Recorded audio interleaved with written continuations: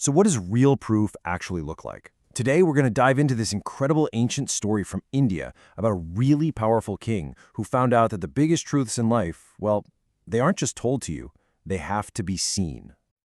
Okay, let's just start with the question that's at the heart of this whole story. I mean, think about it. What kind of evidence, what visible, undeniable proof could possibly make one of the most powerful men in the world bow down at the feet of a quiet teacher living in the woods? So our story kicks off with King Ajātasattu. And look, this wasn't just some local ruler. He was the king of Kosala, a huge and wealthy kingdom. We're talking armies, palaces, riches you can't even imagine.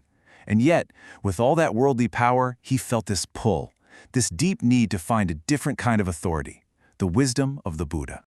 And just look at the journey he takes. This is not some casual visit. He travels about 24 miles in his royal chariot.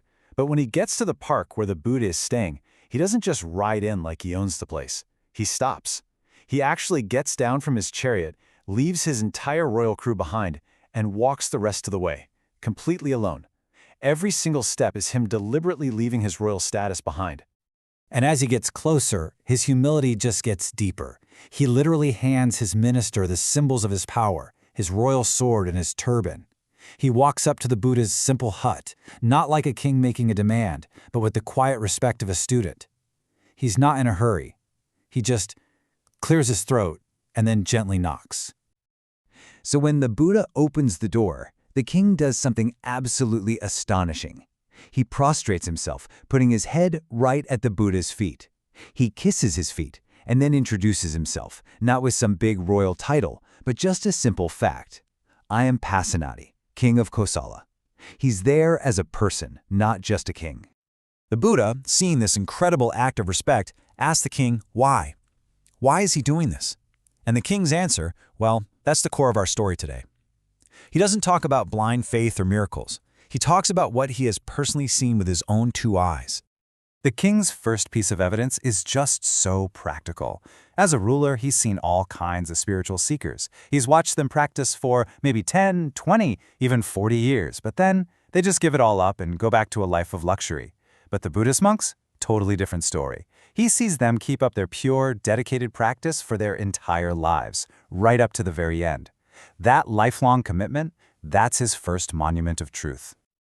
And this next point is brilliant. The king's world is full of conflict. He's like, kings fight kings, parents fight with their kids, friends argue with friends. It's just how the world works.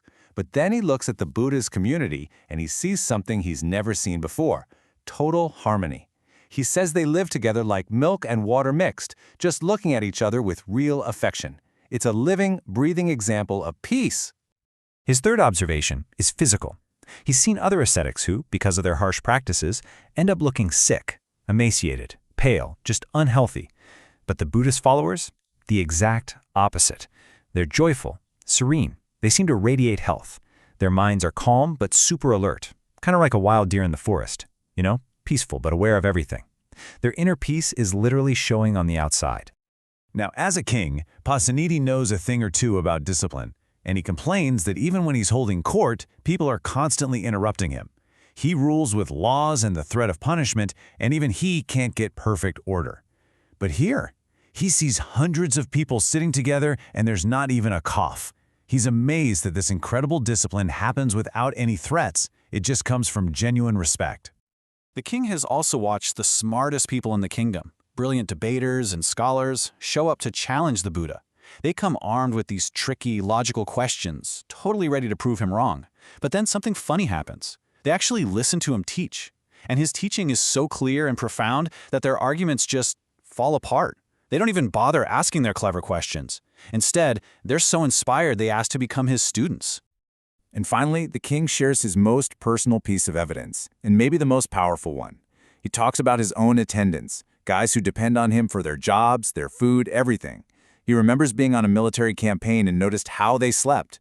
They would point their heads in the direction of where the Buddha was staying and their feet towards him, their own king. It was this small, unconscious thing that showed where their deepest respect really was. So, after hearing this amazing, evidence-based declaration of faith from the king, the Buddha doesn't just say, "Thank you." He sees something more in what the king said, a timeless lesson for everyone. And this is the absolute key. The Buddha gives a name to everything the king just laid out. He calls them Dhammacetiyasutta. It means monuments to the Dhamma, or you could say monuments of truth. The point is, these aren't just abstract ideas. They are the real-world, observable results of the teaching. You can see it in the harmony, the discipline, and the well-being of the people who practice it. It's a faith you can actually see. And then, get this. After the king leaves, the Buddha turns to his monks and tells them, learn these monuments to the Dhamma that the king just talked about. Master them. Remember them. He basically takes the king's observations and makes them a core part of the teaching.